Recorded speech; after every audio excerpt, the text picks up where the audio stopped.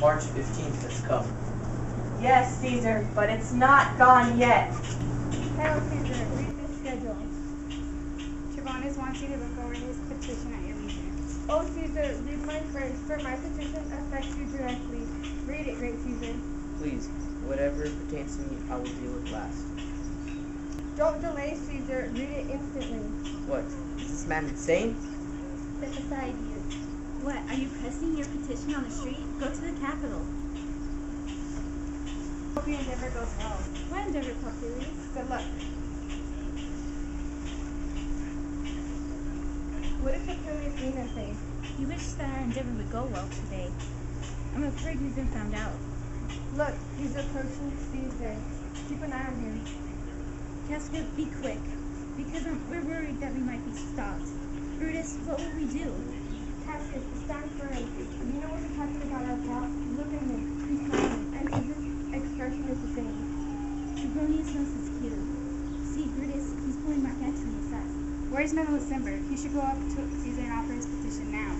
They're speaking to him. Go up there and second his petition. Casca, you'll be the first to raise the head. Are we all ready? What problem should I discuss with you all first? Most high, most mighty, and most powerful Caesar. Melissember kneels before you with a humble heart. I have to stop December. These kneelings and humble courtesies might excite ordinary men, flattering them into turning Roman law into children's games. But don't be so foolish as to think you can sway me from what's right by using the tactics that persuade fools. I mean, this flattery, low bows, and puppy-like fawning. Your brother has been banished by decree. If you kneel and beg, flatter for him, I will kick you out of my way like I would a dog. Know that I am not unjust, and I will not grant him pardon without reason. Is there no voice worthier than my own to appeal to Caesar to repeal the order of my brother to be banished? I kiss your hand, but not in flattery, Caesar.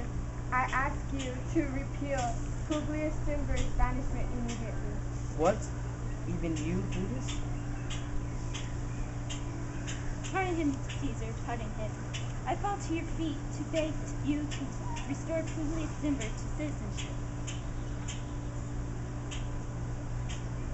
I could be convinced if you were like you. If I could beg others to change their minds, begging would convince me too. But I'm as immovable as a northern star, whose stable and stationary quality has no equal in the sky. The sky shows countless stars. They're all made of fire, and each one shines, but only one among all of them remains in a fixed position. So it's on earth. The world is full of men, and men are flesh and blood, and they are capable of reason. Yet out of all of them, I know only who is unanswerable, who never moves from this position. To show you that that's me, let me prove it a little even in this case. I was firm in ordering that Cimber be banished, and I remain firm in that decision. Oh, Caesar.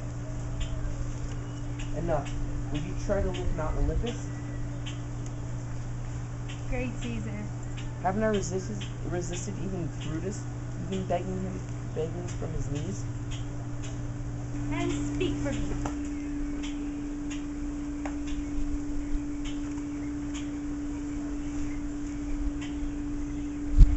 Even you, Brutus? Oh! Liberty, freedom. Tyranny is dead. Run and proclaim it in the streets. Some should go to the public platforms and cry out, liberty, freedom, and democracy. People and senators, don't be afraid. Don't run away. Stay where you are. Only Caesar had to die for his ambition. Go to the platform, Brutus. And Cassius too. Where's Papilius? Here, he's completely stunned by this. Can someone lock Caesar? Don't talk about standing together, Publius. Cheer up. We didn't intend to harm you, nor to anyone else. Tell them this, Publius. And leave us, Publius, in case the people storming us should harm you. Do so, and let no one suffer for this deed except us. the perpetrators. Where's Antony? He ran to his house, stunned. Men, children, and wives stare, cry out, and run in the streets as though it were doomsday. We'll soon find out what fate has in store for us.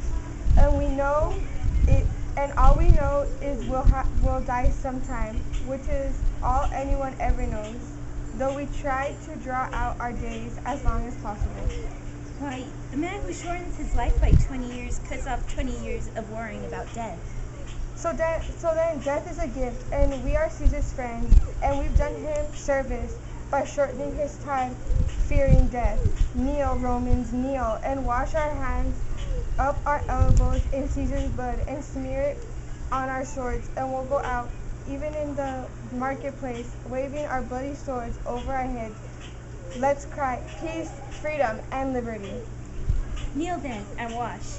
How many years from now will this heroic scene be reenacted in countries that don't even exist yet and in languages not yet known?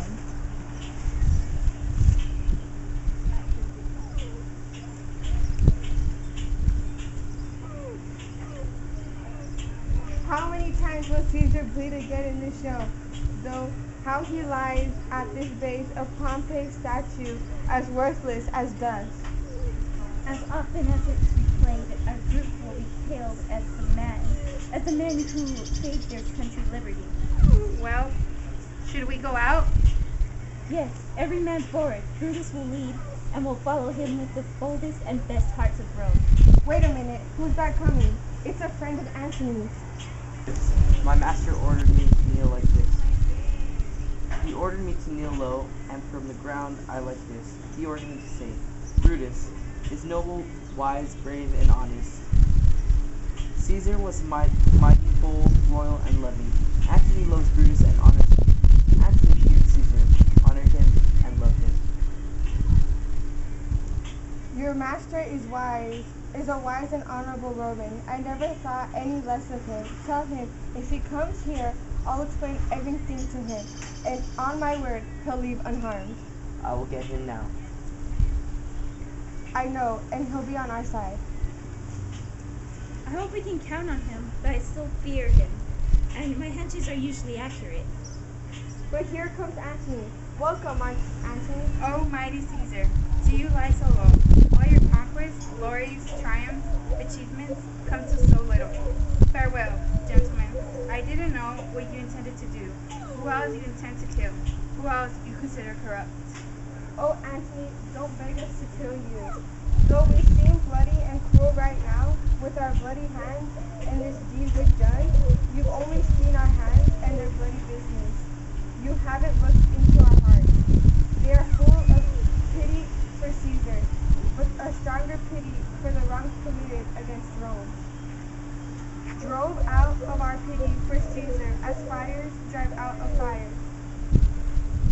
And so we kill him. For you, our swords have blunt edges, too dull to harm you. Mark Antony, our arms, which can be strong and cruel, and our hearts filled with brotherly love, embrace you with kind love, good thoughts, and reverence.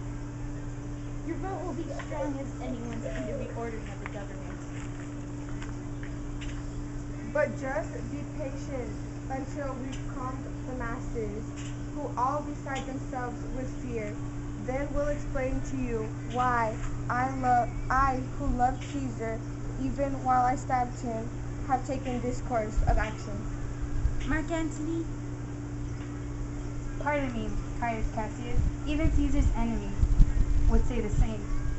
For my friend, it's a cool assessment. No more than that. I took your hands in friendship, but indeed, I was distracted when I looked down at Caesar. I am friends with you all, and I love you all. On one condition, that you prove to me that Caesar was dangerous. Without that proof, this would have been a savage action. Our reasons are so well considered that even if you, Antony, were Caesar's son, you would have been satisfied with them. That's all I ask. And that you let me carry his body to the marketplace and stand on the platform and give a proper funeral oration. Brutus, may I have a word with you? You don't know what you're doing. Don't let Antony speak at his funeral.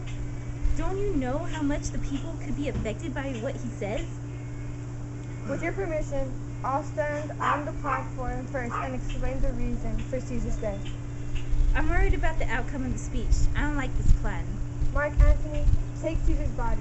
You will not blame us in your funeral speech. You will say all the good you want to about Caesar, and that you do it by our permission. Otherwise, you have no role at all in his funeral, and you'll speak on the same platform as I do after I'm done. So be it. I don't want anything anymore. Prepare the body then, and follow us. Oh, pardon me, you bleeding corpse, for speaking politely and acting mildly with these butchers. You are what's left of the noblest man that ever lived. Pity the hand that shed this valuable blood over your wounds, which, like speechless mouths, open their red lips as though to beg to speak. I predict that a curse will fall upon the bodies of men. Fierce civil war will paralyze all of Italy. Blood and destruction will be so common and familiar that mothers will merrily smile when their infants are cut to pieces by the hands of war.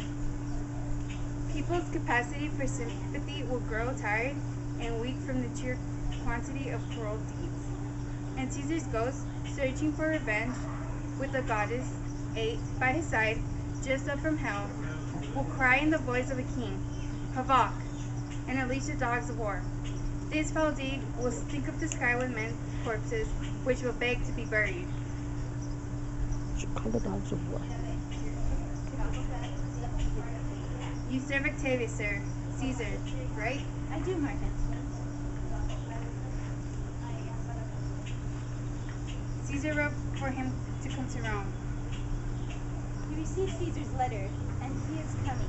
He told me to say to you, "Oh, Caesar!" Your heart is big. Go ahead and weep. Grief seems to be contagious, for my eyes, seeing the tears in yours, began to fill. Is your master coming? He rests tonight within 21 miles of Rome.